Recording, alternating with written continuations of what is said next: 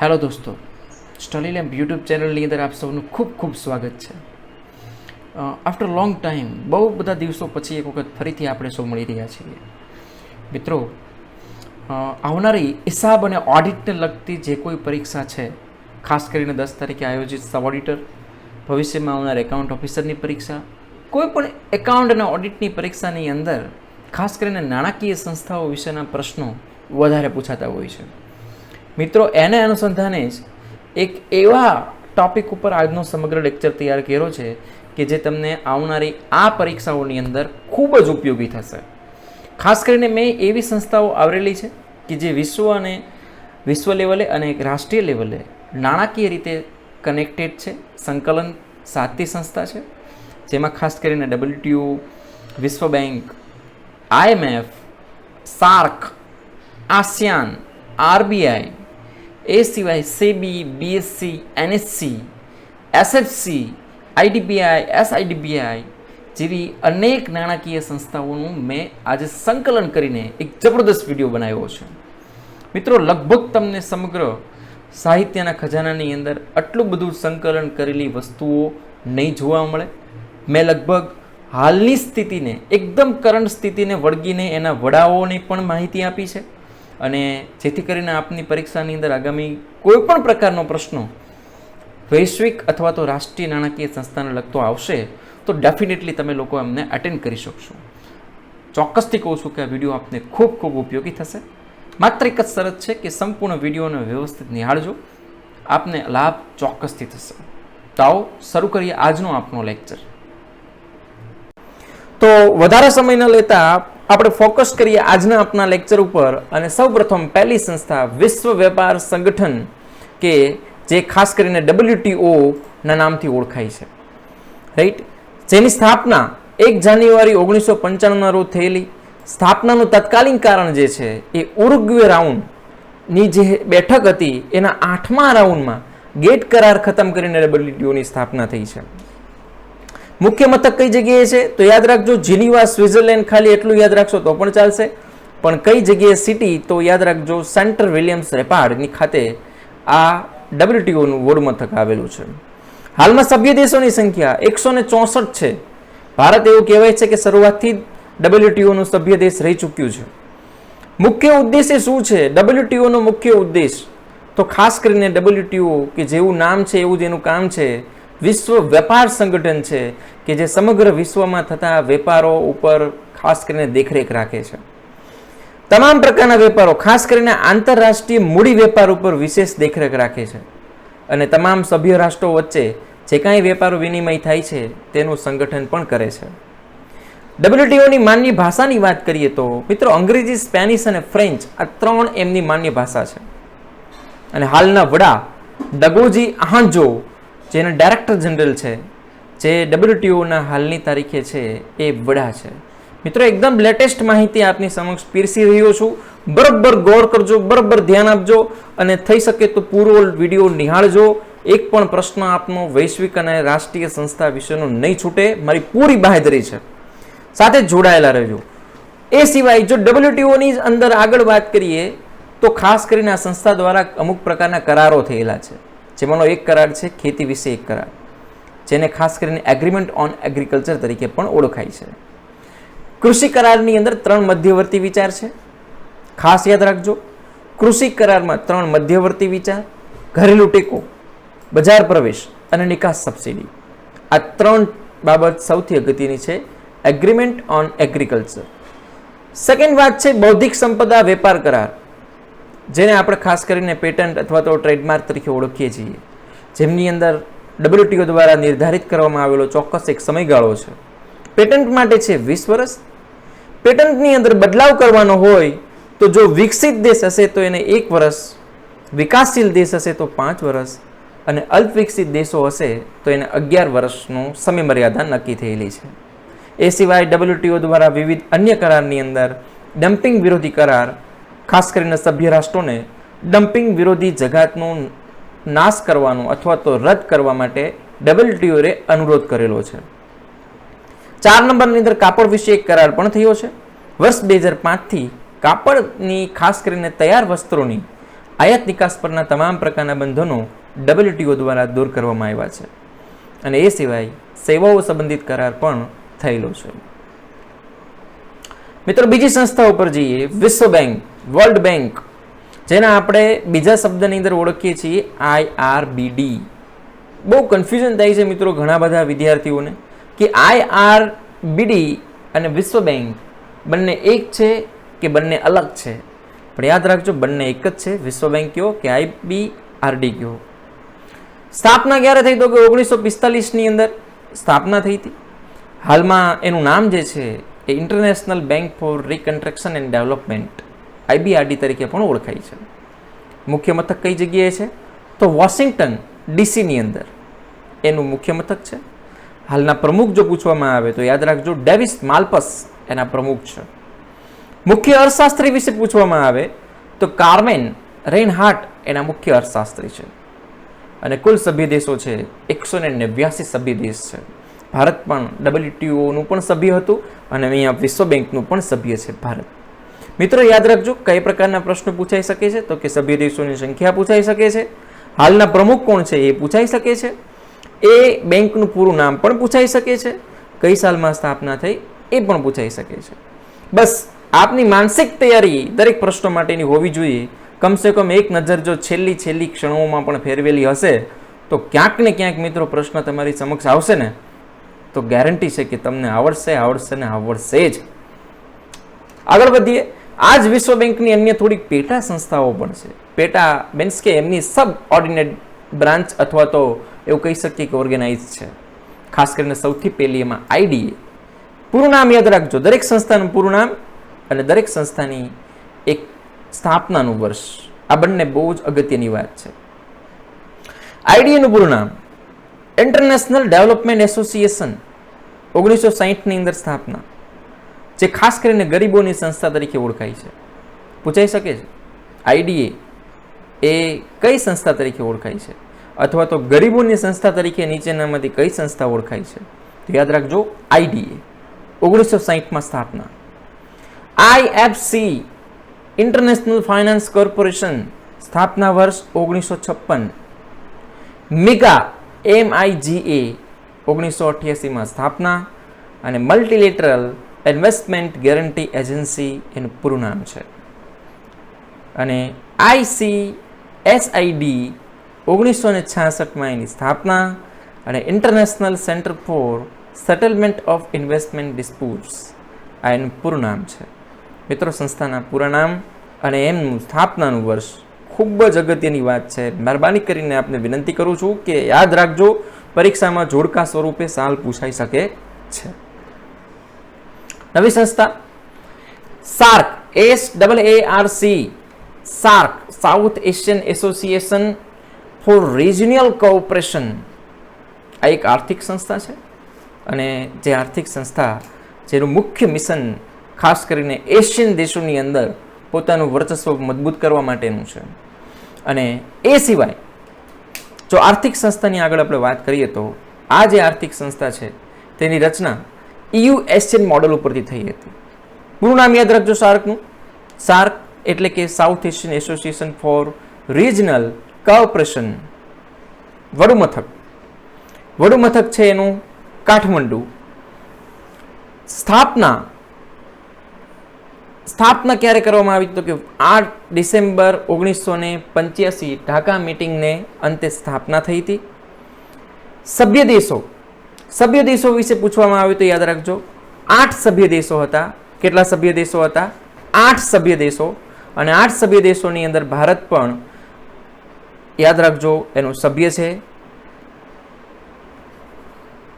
અને ખાસ કરીને 8 દેશોમાં જો તમને દેશોના નામ પૂછવામાં આવે તો ભારત, ભૂતાન, અફઘાનિસ્તાન, બાંગ્લાદેશ, શ્રીલંકા, માલદીવ અને નેપાલ અને પાકિસ્તાન એના મુખ્ય સભ્યો છે.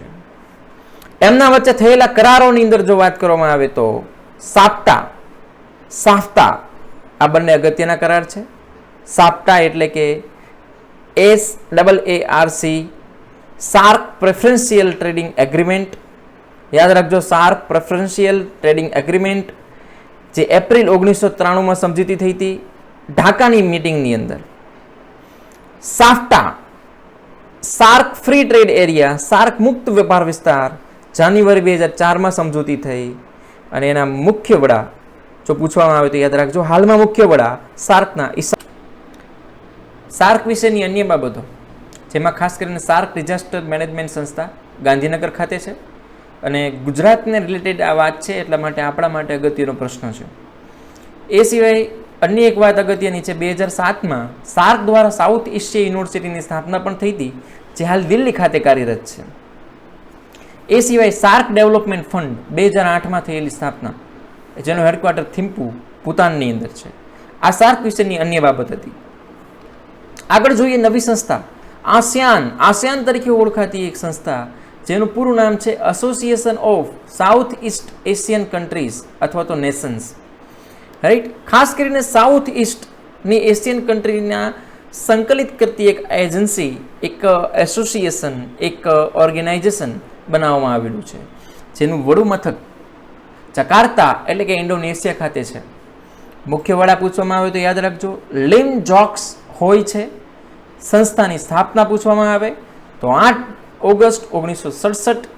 સભ્ય દેશો હાલમાં 10 છે પરંતુ યાદ રાખજો સ્થાપના વખતે માત્ર 5 સભ્ય હતા, 5 સભ્યો પાછળથી એડ થયા. નીચેનામાંથી કયો દેશ આસિયાનનો સભ્ય નથી એવું પણ પૂછી શકે છે તો એની માટે કયા છે એ ખબર હોય તો આપણે જવાબ આપી શકીએ. માટે યાદ રાખો આસિયાનમાં સમાવેશ થતા 10 સભ્યોમાં પહેલું Malaysia, Indonesia, Philippines, Singapore, Thailand, Brunei, Laos, Burma, Vietnam અને કંબોડિયા. આ 10 સભ્ય રાષ્ટ્રોની મદદથી આસિયાન ઓર્ગેનાઇઝેશન બનેલું છે. આસિયાનની જો અન્ય વાત કરવામાં આવે તો આસિયાનની સ્થાપના માટે પરિબળ કયા જવાબદાર હતા તો આસિયાન એ એટલા માટે અસ્તિત્વમાં આવ્યું કે એને બાહ્ય સત્તા પર બિલકુલ પણ વિશ્વાસ નહોતો. આ પહેલું રીઝન હતું અને આસિયાન પોતાની રીતે ઝડપથી આર્થિક વિકાસ સાધવા માંગતું હતું. માટે સાઉથ ઇસ્ટ એશિયનના કન્ટ્રીઝે ભેગા થઈને આ સંસ્થાની સ્થાપના કરી. આસિયાન વિશેની અન્ય બાબતોની અંદર ખાસ કરીને આ તમામ આસિયાન દેશો વચ્ચે 1992થી મુક્ત વેપાર ચાલે છે અને એશિયન રિજનલની સ્થાપના ખાસ કરીને 1994માં થઈ છે. એ પણ આપણા માટે અગત્યનો પ્રશ્ન છે. અને આ પણ યાદ રાખજો ભારત અને આસિયાન વચ્ચેના સંબંધો બહુ જૂના છે પણ ભારત અને આસિયાન વચ્ચે મુક્ત વેપાર વિસ્તાર ફ્રી ટ્રેડ એરિયાની સ્થાપના 2010માં થઈ હતી. આગળ જોઈએ મહત્વની એક નાણાકીય સંસ્થા IMF ઇન્ટરનેશનલ મોનેટરી ફંડ. મિત્રો બહુ અગત્યની સંસ્થા છે, ખાસ ધ્યાનપૂર્વક સાંભળજો અને બરાબર જોજો આ વસ્તુને. અહીંયા જે કાંઈ પ્રશ્ન છે એમાંથી ક્યાંક ને ક્યાંક એકાદ પ્રશ્ન IMF વિશે આવી શકે છે. સૌથી પહેલા મુખ્ય મથક વોશિંગ્ટન DC. તેના ચીફ ઇકોનોમિસ્ટ એટલે કે મુખ્ય અર્થશાસ્ત્રી ગીતા ગોપીનાથ. તમને નામ સાંભળતા જ એમ થતું હશે કે ક્યાંક ભારતીય તો નથી ને. બિલકુલ તમારું અનુમાન સાચું છે, મૂળ ભારતીય છે ગીતા ગોપીનાથ કે જે હાલ અત્યારે યુએસની અંદર આ જ IMF સંસ્થામાં કાર્યરત છે. એના MD વિશે પણ પૂછી શકે છે. MD છે એના ક્રિસ્ટલિના જિયોગ્રીવા જે બલ્ગેરિયાના છે. યાદ રાખજો IMFની સ્થાપના ક્યારે થઈ એવું પૂછે તો 27 ડિસેમ્બર 1944 બ્રિટન વુડ્સ કોન્ફરન્સના અંતે આ સંસ્થાનો જન્મ થયો હતો. સૌપ્રથમ વખત સુધારો કહેતો યાદ રાખજો 1 એપ્રિલ 1978માં સુધારો કરવામાં આવ્યો હતો. સભ્ય દેશો 190 સભ્ય દેશ છે અને સ્થાપના સમયે માત્ર 39 સભ્ય દેશ હતા. અને ભારત યાદ રાખજો સ્થાપના સમયનો દેશ છે. યાદ રાખજો સ્થાપના સમયે જે 39 દેશ હતા એમાંનો એક દેશ ભારત પણ હતો. અને ભારતમાં IMFની કામગીરી સંભાળવા માટે IMF દ્વારા ભારતની અંદર ડાયરેક્ટરની નિમણૂક થયેલી છે જે છે સુરજીત ભલ્લા. પૂછાઈ શકે છે. IMFના કાર્યોની અંદર સૌથી પહેલા થોડું વિગતવાર વર્ણન ન જોતા ઉપર છેલ્લી સમજ જોઈ લઈએ. IMFનું કાર્ય શું છે તો ખાસ કરીને વિનિમય દરનું સંચાલન કરવાનું કામ. બીજું બેન્કર તરીકેની ભૂમિકા. ત્રીજું કોટા મેળવીને સભ્યપદ આપવાનું. હવે આ કોટા શબ્દ એ શું છે તો યાદ રાખજો કોટા એક પ્રકારની સંસ્થાની અંદર સભ્યપદ મેળવવા માટેની મૂકવામાં આવતી ડિપોઝિટ છે અને આ ડિપોઝિટ SDRમાં મપાય છે અને SDRનું પૂરું નામ પણ પૂછાઈ શકે છે. Special drawing right. એસડીઆર જમા હોવાની દ્રષ્ટિએ યાદ રાખજો, એસડીઆર જમા હોવાની દ્રષ્ટિએ ભારતનો ક્રમ વિશ્વની અંદર 8મો છે. એટલે તમે સમજી શકો છો કેટલું બધું ઇમ્પોર્ટન્ટ છે આપણું. અને 2.76% આપણો એસડીઆરનો રેટ છે. એ સિવાય 5 ચલણના આધારે એસડીઆરનું મૂલ્ય પણ નક્કી થાય છે. યાદ રાખજો, નીચેનામાંથી કયા ચલણના આધારે એસડીઆરનું મૂલ્ય નક્કી નથી થતું એમ કરીને પ્રશ્ન પૂછી શકે છે. તો 5 ચલણ કયા કયા છે કે જેના આધારે એસડીઆરનું મૂલ્ય નક્કી થાય છે? એમાં પહેલું ડોલર, બીજું યુરો, ત્રીજું યેન, 4 પાઉન્ડ અને 5 યાન. અને સામાન્ય રીતે એસડીઆરનું મૂલ્ય સોનું અને ડોલરના સંદર્ભમાં નક્કી થાય છે, એ પણ વાત યાદ રાખજો. ત્યાર પછી આગળ વાત કરીએ આઈએમએફ દ્વારા નાણાકીય મદદ કરવાના કાર્યો. તો આઈએમએફ દ્વારા નાણાકીય મદદ કરવાના કાર્યમાં 3 પ્રકારની મદદ કરે છે આઈએમએફ. એક સામાન્ય પ્રકારની સવલત, વિશિષ્ટ પ્રકારની સવલત અને રાહતરૂપ સવલત. સામાન્ય પ્રકારની સવલત જેમાં 4 પ્રકારની સવલત છે: reserve tranche, credit tranche, stand by arrangement અને એક્સટેન્ડેન્ટ ફેસિલિટી. રિઝર્વ ટાંચ કોને કહેવાય? તો કે સભ્ય દેશના ચલણનો જથ્થો તેના ફાળાથી ઓછો થઈ જાય તો ઘણી વખત આઈએમએફ દ્વારા વધારાની ફાળાની રકમ આપે છે, જેને રિઝર્વ ટાંચ કહેવાય છે. યાદ રાખજો. ક્રેડિટ ટાંચ કોને કહેવાય? તો કે જ્યારે ઘણી વખત સભ્ય દેશ દ્વારા લેણ દેણની તુલનાના પ્રશ્નો વધારે પડતા ઊભા થઈ જાય તો એનું નિરાકરણ લાવવા માટે આઈએમએફ દ્વારા જે તે સભ્ય દેશના ફાળાની 25% રકમ, ટકાવારી યાદ રાખજો, 25% રકમ એને આપે છે અને જે પાછળથી હપ્તામાં કપાય છે. અને એ સિવાય સ્ટેન્ડ બાય અરેન્જમેન્ટ અને એક્સટેન્ડેડ ફેસિલિટી નામની અન્ય 2 સવલતો પણ આપવામાં આવે છે. આ તમામ સામાન્ય પ્રકારની સવલત છે. ત્યાર પછી વિશિષ્ટ પ્રકારની સવલત, જેમાં એક compensatory financing facility, contingency financing facility અને emergency assistant. Compensatory financing facility એટલે કે જ્યારે સભ્ય દેશો દ્વારા અંકુશ બહારના કારણસર આયાતો પાછળ ખર્ચ વધી જાય તો એને આ પ્રકારની મદદ કરાય છે. બીજા નંબરમાં કન્ટીજન્સી ફાઇનાન્સિંગ ફેસિલિટી એટલે જાણો જ છો એ પ્રમાણે, જેવું નામ છે એનો અર્થ છે કન્ટીજન્સી એટલે કે આકસ્મિક, અણધાર્યા સંજોગોને અનુકૂળ બનાવવા સભ્ય દેશોને આ પ્રકારની મદદ કરાય છે. અને ઇમરજન્સી આસિસ્ટન્ટ ખૂબ જ કુદરતી આપત્તિના કારણમાં કોઈ દેશ પોતાની લેણ દેણની તુલનાની અંદર બહુ મોટી અસમતુલા સર્જાય ત્યારે આ પ્રકારની મદદ મળે છે. યાદ રાખજો, આ ઇમરજન્સી આસિસ્ટન્ટ અંતર્ગત સભ્ય દેશોને એના ફાળાની 95% રકમ પણ અપાય છે લોન સ્વરૂપે. છેલ્લી સવલત રાહતરૂપ સવલત, જે ખાસ કરીને એમની અંદર પણ 3 પ્રકાર પડે છે. એક જે છે સ્ટ્રક્ચરલ એડજસ્ટમેન્ટ ફેસિલિટી, જે 1993થી લગભગ જ બંધ થઈ ગઈ છે. બીજું એનહાન્સ્ડ સ્ટ્રક્ચર એરેન્જમેન્ટ ફેસિલિટી.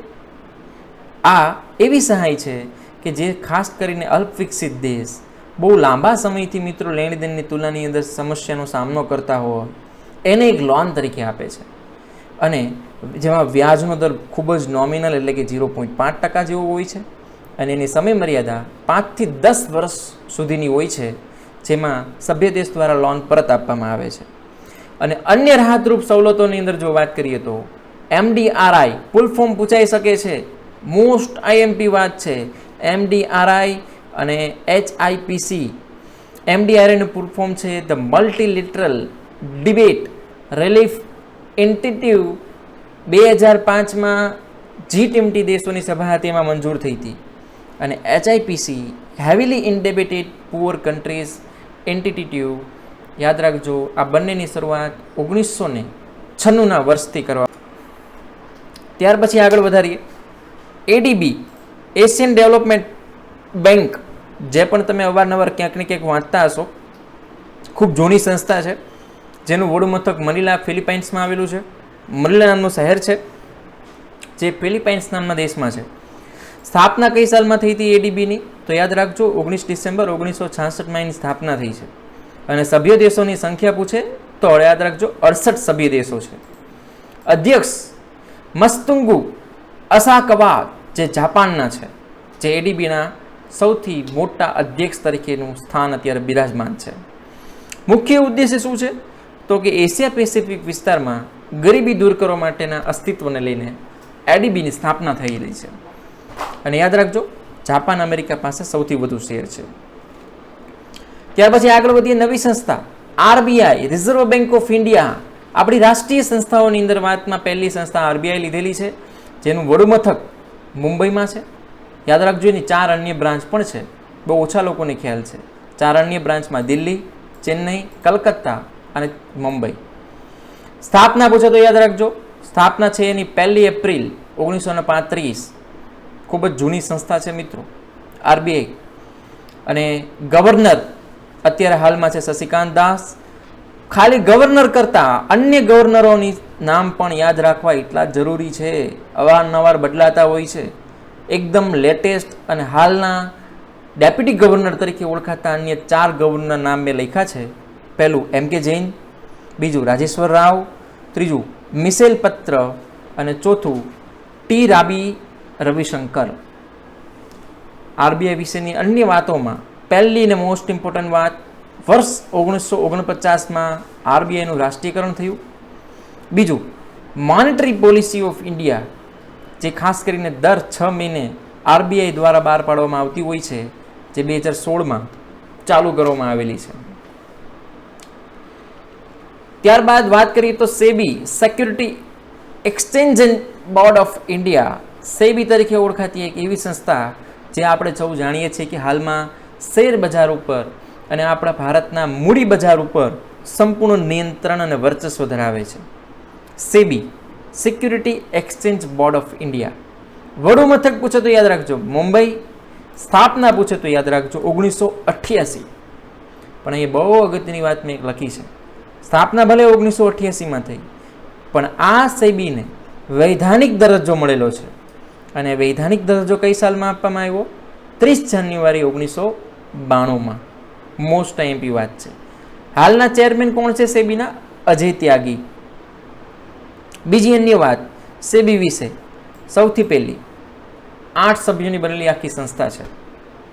એમાં એક અધ્યક્ષ હોય, અને આ અધ્યક્ષ યાદ રાખજો કોણ હોય તો કે જે આરબીઆઈનું પ્રતિનિધિત્વ ધરાવતો હોય. Right, most IMP. સેબીનો અધ્યક્ષ કઈ સંસ્થાનું પ્રતિનિધિત્વ ધરાવતો સભ્ય હોય છે? તો યાદ રાખજો આરબીઆઈનું. બીજા અન્ય 2 સભ્યો હોય જે કેન્દ્ર સરકારના નાણાં મંત્રાલયના સંબંધિત અધિકારીઓ હોય છે. અને છેલ્લી વાત, અન્ય 5 સભ્યો કોણ હોય તો કે 5 સભ્યો જુદા જુદા જાહેર ક્ષેત્રમાં જાહેર પ્રજાનું પ્રતિનિધિત્વ ધરાવતા સભ્યો હોય છે, અને જેની નિમણૂક કેન્દ્ર સરકાર દ્વારા કરવામાં આવે છે. ત્યારબાદ નવી એક રાષ્ટ્રીય સંસ્થાની વાત કરીએ તો નાબાર્ડ. નાબાર્ડ વિશે પણ આપ સૌ જાણો છો, જેનું પૂરું નામ છે national bank for agriculture and rural development. NABARD. નાબાર્ડનું મુખ્ય મથક યાદ રાખજો મુંબઈ છે. સ્થાપના પૂછે તો યાદ રાખજો 12 જુલાઈ 1982 છે. અને અધ્યક્ષ ગોવિંદા રાજુલુ ચિંતાલા, જેના હાલના અધ્યક્ષ છે. અને નાબાર્ડની રચના કઈ સમિતિની ભલામણના આધારે થઈ તો યાદ રાખજો બી સીતારામન કમિટી, જેની ભલામણ પછી નાબાર્ડની રચના થઈ હતી. અને નાબાર્ડની રચના કઈ સમિતિના બદલે થઈ તો યાદ રાખજો એસીડી અને આરપીસીસી નામની એક 2 સંસ્થા હતી, એના બદલે નાબાર્ડની રચના થઈ છે. ત્યાર પછી આગળ વધીએ તો આઈડીબીઆઈ. આઈડીબીઆઈ બેંક વિશે તો બધાએ સાંભળ્યું છે, પણ આઈડીબીઆઈ બેંક જે છે એની વિશે આપણે થોડું ઉપર છેલ્લું સમજીએ. એનું પૂરું નામ સૌથી પહેલાં તો industrial development bank of India આઈડીબીઆઈનું પૂરું નામ છે. વડું મથક મુંબઈમાં છે, અને સ્થાપના 1964માં કરવામાં આવી છે. જેના ચેરમેન કોણ છે તો કે એમ.આર. કુમાર. એમ.આર. કુમાર એ આઈડીબીઆઈના ચેરમેન છે. અને એના એમડી અને સીઈઓ વિશે પૂછે તો યાદ રાખજો રાકેશ શર્મા એના એમડી અને સીઈઓ છે. અન્ય બાબત, આ બાબત ખૂબ અગત્યની છે, લગભગ 2 વખત પૂછાયેલો પ્રશ્ન છે કે કયા વર્ષથી આઈડીબીઆઈને આરબીઆઈથી એક અલગ જ સ્વતંત્ર બેંક બનાવવામાં આવી? તો 1976થી આઈડીબીઆઈ આરબીઆઈથી એકદમ સ્વતંત્ર થઈ ગઈ. એ સિવાય અન્ય જો વાત કરવામાં આવે તો આઈડીબીઆઈની થોડીક પેટા સંસ્થા છે, બીજી પણ ઘણી બધી અલગ અલગ પ્રકારની, જેમાં એક છે IDBI capital market service limited 1993માં, આઈડીબીઆઈ ઇન્ટેક્સ લિમિટેડ વર્ષ 2002માં સ્થાપના, આઈડીબીઆઈ એસેટ મેનેજમેન્ટ લિમિટેડ વર્ષ 2010માં સ્થાપના, IDBI mutual fund trustee company 2010માં અને આઈડીબીઆઈ ફેડરલ લાઈફ ઇન્સ્યોરન્સ કંપનીની સ્થાપના પણ થયેલી છે. આઈડીબીઆઈ વિશે સૌથી મોસ્ટ અહીં નોંધપાત્ર બાબત કોઈ હોય તો એ આવડ્યા છે કે આઈડીબીઆઈ વર્ષ 2018માં યાદ રાખજો એલઆઈસીએ ખરીદી લીધી છે. આઈડીબીઆઈને એલઆઈસી દ્વારા ખરીદી લેવામાં આવેલ છે 51% કરતાં વધુ હિસ્સો, માટે હાલમાં આઈડીબીઆઈની માલિકી એલઆઈસી પાસે છે. ત્યાર પછી વાત કરીએ બીએસસી, બોમ્બે સ્ટોક એક્સચેન્જ.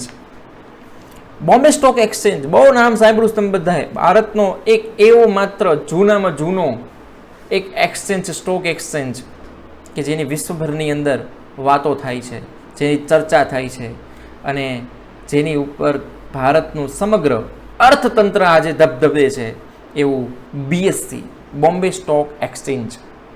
વડુ મથક પૂછે તો યાદ રાખજો મુંબઈ, સ્થાપના પૂછે તો બહુ જૂની સંસ્થા છે, 9 જુલાઈ 1975. ચેરમેન બીએસસીના કોણ છે? વિક્રમજીત સિંહ. એમડી એના કોણ છે? યાદ રાખજો આશિષ કુમાર ચૌહાણ. અને યાદ રાખો બીએસસી વિશે થોડીક ઇન્ટરેસ્ટિંગ વાતો કે સેન્સેક્સ તેનું મુખ્ય ઇન્ડેક્સ છે. બીએસસીનું મુખ્ય ઇન્ડેક્સ કયું તો કે સેન્સેક્સ, જે અવારનવાર આપણે ક્યાંક ને ક્યાંક છાપામાં, ન્યૂઝપેપરમાં, ટીવીમાં વાંચતા હોઈએ છીએ. એ સિવાય 5000થી વધારે કંપની લિસ્ટેડ છે બીએસસીમાં. અને યાદ રાખજો વર્લ્ડની 10 એકદમ લાર્જ સ્ટોક એક્સચેન્જની અંદર એક સંસ્થા બીએસસી પણ છે, Bombay stock exchange. Bombay stock એક્સચેન્જના અધર ઇન્ડેક્સ પૂછાઈ શકે છે આવી રીતે પ્રશ્નો કે બોમ્બે સ્ટોક એક્સચેન્જ બીએસસીના અધર ઇન્ડેક્સમાં નીચેનામાંથી કયા ઇન્ડેક્સનો સમાવેશ થતો નથી? તો કયા થાય છે પહેલાં ખબર હોવી જોઈએ. SNP BSC small cap, SNP BSC mid cap, SNP BSC large cap અને બીએસસી 500. આ બીએસસીના અધર ઇન્ડેક્સ છે. યાદ રાખજો મુખ્ય ઇન્ડેક્સ છે ઇન્ડેક્સ સેન્સેક્સ. ત્યાર પછીની અગત્યની સંસ્થા એનએસઈ, નેશનલ સ્ટોક એક્સચેન્જ. ભારતની અંદર શેરબજારમાં કાર્યરત એવી બે સંસ્થા છે, ખાસ કરીને બીએસસી અને એનએસસી. બીએસસી વિશે આપણે અગાઉ જોઈ ગયા. એનએસસી નેશનલ સ્ટોક એક્સચેન્જ, વડુ મથક છે એમનું મુંબઈની અંદર. સ્થાપના વર્ષ 1992ની અંદર એનએસસીની સ્થાપના થયેલી છે. ખાસ કરીને પરીક્ષામાં પ્રશ્ન પૂછાતો હોય છે કે એનએસસી સંસ્થા જે છે એમની સ્થાપના કઈ સમિતિની ભલામણથી કરવામાં આવેલ છે? તો યાદ રાખજો મિત્રો, ફેરવાણી સમિતિ. હાલમાં એમના સીઈઓ અને એમડી જો પૂછવામાં આવે તો યાદ રાખજો વિક્રમ લિમ્બે એમના સીઈઓ અથવા તો એમડી કહી શકીએ, એ બંને એક જ છે, વિક્રમ લિમ્બે. ચેરમેન તરીકે બિરાજમાન છે ગિરીશચંદ્ર ચતુર્વેદી. અને યાદ રાખજો એનએસસીના ઇન્ડેક્સ નિફ્ટી 50, નિફ્ટી નેક્સ્ટ 50 અને નિફ્ટી 500, આ 3 ઇન્ડેક્સ એનએસસીના છે, જેમાં સૌથી વધારે પોપ્યુલર ઇન્ડેક્સ નિફ્ટી 50 છે, જેની અંદર દેશની સર્વોચ્ચ અને ખૂબ જ વેલ્યુએશન ધરાવતી 50 કંપનીઓનો સમૂહના શેર લિસ્ટેડ છે. ત્યારબાદ જોઈએ તો સિબડી એટલે કે એસઆઈડીબીઆઈ, જેને આપણે તરીકે ઓળખીએ છીએ, small industrial development bank of India, જેનું વડુ મથક છે લખનઉ, યુપી. અગાઉ પરીક્ષામાં એક વખત પૂછાયેલો પ્રશ્ન છે. સિબડીનું વડુ મથક એટલે કે એસઆઈડીબીઆઈનું વડુ મથક જે છે લખનઉમાં છે, યુપીમાં. સ્થાપના વર્ષ કઈ સાલની અંદર એસઆઈડીબીઆઈની સ્થાપના કરવામાં આવી? તો 2 એપ્રિલ 1990માં. અને ચેરમેન અને એમડી હાલમાં કોણ છે? તો કે શિવા એસ રમણ એમના ચેરમેન અને એમડી છે. જો અન્ય બાબતોની વાત કરવામાં આવે તો એસઆઈડીબીઆઈ વિશે અન્ય બાબતોમાં ખાસ કરીને આરબીઆઈ દ્વારા ચલાવવામાં આવતી 4 નાણાકીય સંસ્થા પૈકીની એક છે એસઆઈડીબીઆઈ. અન્ય 3ની અંદર જો જોઈએ તો એક્ઝિમ બેંક, નાબાર્ડ અને એનએચબી છે. એનએચબી એટલે કે નેશનલ હાઉસિંગ બેંક તરીકે ઓળખાતી એનએચબી. ત્યાર પછી જો વાત કરવામાં આવે તો UTI, unit trust of India, જે ભારતની કહેવાય છે કે સૌથી જૂની નાણાકીય સંસ્થા પૈકીની એક છે. જેનું વડું મથક મુંબઈમાં છે અને સ્થાપના ફેબ્રુઆરી 1963ની અંદર કરવામાં આવેલી હતી. શરૂઆતમાં એવું કહેવાય છે કે આરબીઆઈ દ્વારા સમગ્ર દેખરેખ રાખવામાં આવતી હતી. ત્યારબાદ વર્ષ 1968માં તેને આઈડીબીઆઈ હસ્તક કરી દેવામાં આવી હતી. અને યાદ રાખજો, હાલમાં એલઆઈસી, બીઓબી, પીએનબી, એસબીઆઈ અને ટી રો પ્રાઇસ પાસે સંયુક્ત માલિકી છે યુનિટ ટ્રસ્ટ ઓફ ઇન્ડિયાની. ક્રેડિટ રેટિંગ એજન્સી મિત્રો, અત્યારના સમયની અંદર સૌથી વધારે કંપનીઓનો મદાર જે છે, એનો આધાર જે છે, કંપનીની વેલ્યુએશન જે છે એ ક્રેડિટ રેટિંગ એજન્સી દ્વારા આપવામાં આવેલી ક્રેડિટ રેટિંગ ઉપર હોય છે. અને આવા ક્રેડિટ રેટિંગ અલગ અલગ કંપનીઓને અલગ અલગ એજન્સીઓ દ્વારા આપવામાં આવતા હોય છે. અવારનવાર આપ ન્યૂઝપેપરમાં, ટીવી ચેનલની અંદર ક્યાંક ને ક્યાંક આ પ્રકારની એજન્સીઓ વિશે અને એમના દ્વારા આપવામાં આવેલા રેટિંગ વિશે વાંચતા હશો, જોતા હશો. તો એ શું છે ક્રેડિટ રેટિંગ એજન્સી અને કોણ આ એજન્સીની અંદર રેટિંગ કરતું હોય છે? એમની અંદર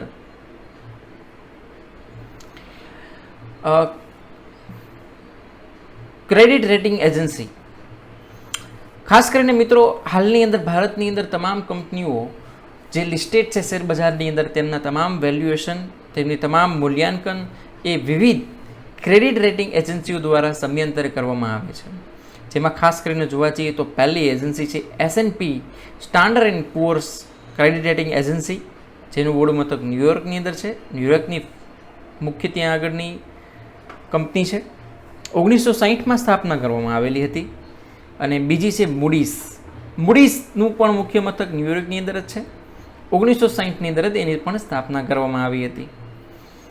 ફિચ રેટિંગ એજન્સી એ પણ ન્યુયોર્કની અંદર છે અને એની પણ સ્થાપના 1960ની અંદર કરવામાં આવી છે. એ સિવાય ચોથા નંબરની સંસ્થા છે CRISIL, credit and rating information service of India limited. ભારતની અંદર સૌથી વધુ કોઈ એજન્સીને રેટિંગ કરવામાં આવતું હોય તો ક્રિસિલ દ્વારા કરવામાં આવે છે. આ CRISIL A one type of એક કંપનીની પેટા કંપની જ છે. કઈ કંપનીની પેટા કંપની છે? તો યાદ રાખજો, S&P સ્ટાન્ડર્ડ એન્ડ પુઅર્સની પેટા કંપની તરીકે કાર્ય કરે છે. વડું મથક મુંબઈમાં છે. સ્થાપના 1987માં થઈ હતી. આઈસીઆઈસીઆઈ અને યુટીઆઈ દ્વારા કરવામાં આવેલી હતી એમની સ્થાપના. અને એમના એમડી અને સીઈઓ કોણ છે? તો યાદ રાખજો, અંશુ સુયાસ એ ક્રિસિલના હાલની તારીખના એમડી અને સીઈઓ છે. ક્રિસિડેક્સ એ ઇન્ડિયાનો પહેલો માઇક્રો અને સ્મોલ એન્ટરપ્રાઇઝ માટેનો ઇન્ડેક્સ છે, જે ક્રિસિલ અને SADBI દ્વારા લોન્ચ કરવામાં આવેલો હતો.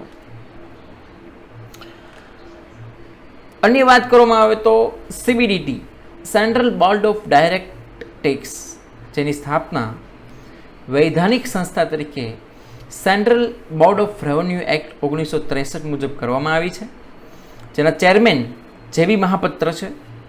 અને ખાસ એક નોંધ, મહેસૂલ વિભાગ દ્વારા સંચાલન થાય છે અને આ મહેસૂલ વિભાગ ભારતના નાણાં વિભાગ અથવા મંત્રાલય નીચે કામ કરે છે. CBDT ખાસ કરીને ટેક્સેશનને લગતી એક સંસ્થા છે, જે ભારત દેશની અંદર ખાસ કરીને પ્રત્યક્ષ કરવેરા ઉપરની તમામ દેખરેખ CBDT દ્વારા રાખવામાં આવે છે. બે શબ્દ છે GDRs અને ADRs. અવારનવાર ક્યાંક ને ક્યાંક પરીક્ષાની અંદર પ્રશ્નો પૂછાતા હોય છે GDRs અને ADRsને લગતા. તો GDR શું છે? પૂરું નામ સૌ પ્રથમ જોઈએ, global depository receipt. Global depository receipt America સિવાયના દેશોમાં શેર વેચવા માટે ખાસ કરીને GDRનો ઉપયોગ થાય છે. જો અમેરિકામાં શેર વેચવા હોય તો એમની માટે તમારે લેવી પડશે ADRs. ADRs એટલે કે અમેરિકન ડિપોઝિટરી રિસિપ્ટ, જે માત્ર અમેરિકામાં દેશના શેર વેચવા માટે વપરાય છે અને ત્યાંના ઇન્ડેક્સમાં શેરને સૂચિત કરવો પડે છે. ત્યાર પછી જો વાત કરવામાં આવે તો state finance corporation SFC, Bharat સરકારે 1951માં કાયદો ઘડીને સ્ટેટ ફાઇનાન્સ કોર્પોરેશનની સંસ્થાની સ્થાપના કરી. આ કોર્પોરેશનની અધિકૃત મૂડી ઓછામાં ઓછી 50 લાખ અને વધુમાં વધુ 5 કરોડ રાખી શકાય છે. SFC સ્ટેટ ફાઇનાન્સ કોર્પોરેશનનો અગત્યનો સૌથી પ્રશ્ન, ભારત સરકારે કયા કાયદા હેઠળ એની સ્થાપના કરી? તો કે 1951માં કાયદો ઘડીને સ્થાપના કરવામાં આવેલી છે. વિદ્યાર્થી મિત્રો, અન્ય એક જાહેરાત પણ મારે આપની સમક્ષ કરવી છે કે 10 તારીખે સબ ઓડિટરની પરીક્ષા છે અને આ સબ ઓડિટરની પરીક્ષા માટે એક મેગા લાઈવ લેક્ચર લઈને આપની સમક્ષ હું આવી રહ્યો છું. આ લાઈવ મારો લેક્ચર એ આવનારા સમયમાં વધીને 1 કે 2 દિવસમાં આપની સમક્ષ હું રજૂ કરવાનો છું. આ લેક્ચર મારો લાઈવ પણ હોઈ શકે છે અને રેકોર્ડેડ પણ હોઈ શકે છે, પણ હશે એ ચોક્કસથી મેગા લેક્ચર કે જેમની અંદર એકાઉન્ટ અને ઓડિટને લગતી એકદમ તલસ્પર્શી વિગત તમારી સમક્ષ રજૂ કરવાનો છું. અને 110% એમાંથી પ્રશ્નો આવશે એ વાત નક્કી છે. તો એમના માટે મારી સાથે જોડાયેલા રહેજો. અને જો આપની મારી આ વિડીયો પણ ગમી હોય અને આગામી સમયમાં પણ એક સફળતાપૂર્વક, એક ચોક્કસતાપૂર્વક, એક ક્વોલિટીવાળો વિડીયો હું આપની સમક્ષ લાવવાનો છું ને જોવા માગતા હો તો અમારી ચેનલને સબસ્ક્રાઈબ કરજો કે જેથી કરીને આપને નિયમિત રીતે મારી આવનારી જે કાંઈ શૈક્ષણિક કાર્યક્રમ છે એમના વિશે આપને માહિતી મળતી રહે. એ સિવાય 3 અલગ અલગ પ્રકારના મેં કરાર લખ્યા છે: આફ્ટા, આપટા અને આફ્ટા. નાફ્ટા સૌથી પહેલાં લઈએ તો NAFTA, north American trade agreement. મિત્રો, બહુ જ અગત્યની વાત છે. વર્તમાન સમયમાં નાણાકીય અને વેપાર વાણિજ્યને લગતા પ્રશ્નો તમારી આગામી પરીક્ષામાં ક્યાંક ને ક્યાંક ફેસ કરવાના આવશે. યાદ રાખજો, તો આમાંના કોઈ પ્રશ્ન હોઈ શકે છે. નાફ્ટા NAFTA north American free trade agreement અમલ 1/1/1994 અને કયા દેશો વચ્ચે કરાર થયેલ છે? તો યાદ રાખજો, અમેરિકા, કેનેડા અને મેક્સિકો 3 દેશ વચ્ચે કરાર થયેલ છે નાફ્ટાનો NAFTA. APTA APTA Asia Pacific trade agreement, Asia પ્રશાંત વેપાર સમજૂતી તરીકે ઓળખાતું આપટા, જેનો અમલ 1975માં થયેલો છે અને જે બેંકોક એગ્રીમેન્ટ તરીકે પણ ઓળખાય છે. યાદ રાખજો, APTA બેંકોક એગ્રીમેન્ટ તરીકે પણ જાણીતું છે. AFTA Asian free trade agreement, જેનું પૂરું નામ છે એશિયન ફ્રી ટ્રેડ એગ્રીમેન્ટ, જેને એશિયન મુક્ત વેપાર વિસ્તાર સમજૂતી તરીકે ઓળખાય છે, જેનો અમલ 1992માં થયેલો હતો. અને ખાસ કરીને એશિયા પેસિફિકના દેશો એક Bangladesh, Bharat, republic Korea, Lao people, Sri Lanka અને મોંગોલિયા જેવા દેશોની વચ્ચે મુક્ત વેપાર વિસ્તાર સમજૂતી થયેલી છે. મિત્રો, આપની સમક્ષ આ સમગ્ર લેક્ચરને લઈને હું આવ્યો છું અને આશા રાખું છું કે આ લેક્ચરની અંદર જે કાંઈ મેં નાણાકીય રીતે મહત્ત્વની અને વેપાર વાણિજ્યની દ્રષ્ટિએ મહત્ત્વની સંસ્થાઓ, ખાસ કરીને રાષ્ટ્રીય અને આંતરરાષ્ટ્રીય બંને લીધેલી છે અને પૂરી અપેક્ષા છે કે આવનારી આપની પરીક્ષાની અંદર આમાંથી કોઈને કોઈ પ્રશ્ન હશે. મહેરબાની કરીને વિડીયોને વ્યવસ્થિત એક વખત અભ્યાસ કરી લેજો, જેથી કરીને આવનારી પરીક્ષાની અંદર આમના પ્રશ્ન પૂછાય તો ખૂબ સરળતાથી જવાબ આપી શકો.